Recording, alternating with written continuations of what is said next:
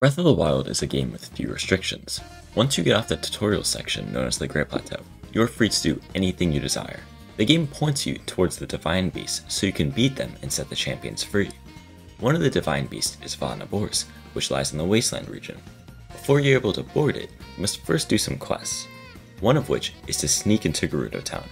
The Gerudo women hate men, so Link must disguise himself as a woman to get in. But what if I told you that you can get into Gerudo Town as a man? The main glitch that allows us to do this was found by Sima Abaka, but many of the other steps were found by others such as Sillycat, Kai, and Lux. First we need to do map storage. When you go from the overworld to Hyrule Castle, the map changes from all of Hyrule to just Hyrule Castle. We'll start off by opening the map a frame before entering Hyrule Castle, then going to the rune menu. When we go back to the map by pressing R, we press B immediately one frame later and then mash Y. If done correctly, you will hear a bloop sound effect and see the map flash for a moment while you are in the overworld. This means it worked.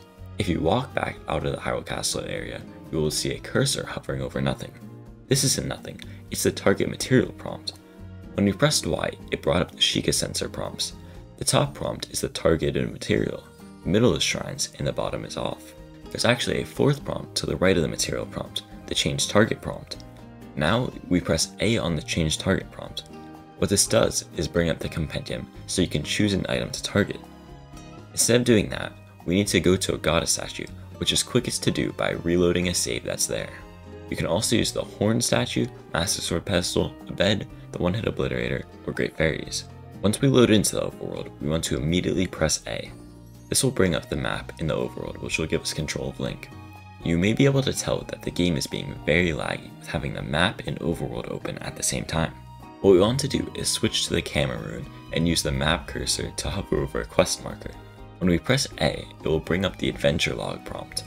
We can take this prompt out of the inventory by pressing L to pull out the camera and pressing it again to put it away while keeping the prompt out. Now is when the goddess statue comes into play.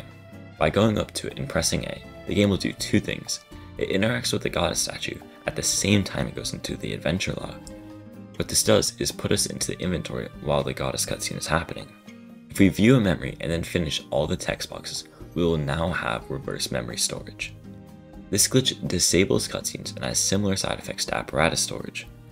If you talk to an NPC, your game will softlock because it thinks a memory is playing now. This is the last part of the trick.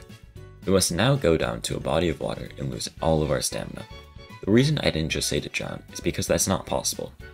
If you lose all your stamina, Link will continue swimming as if he has stamina still. This is Aqua Reverse Memory Storage, or more commonly referred to as ARMS. From this goddess statue, we go on a journey. A long, painful journey, all the way to the Wasteland region.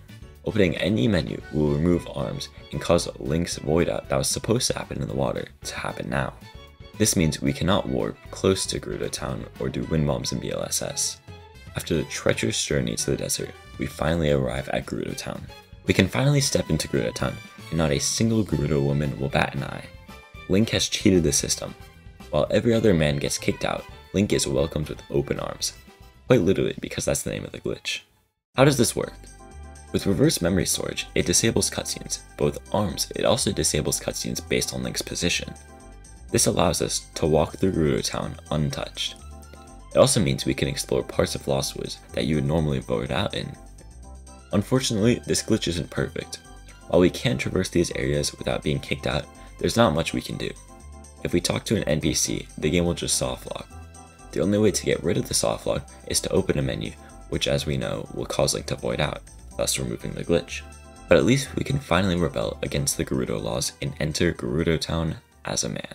Alas, this glitch has yet to find a use in speedruns. There are other things you could do, like warp in areas where warping is restricted, but that's not useful either. It seems this is just another glitch that looks cool, but will eventually be forgotten due to its little use it has. If you'd like to see Zelda speedruns, check out my Twitch channel at twitch.tv/featurelander. Thank you for watching. See ya.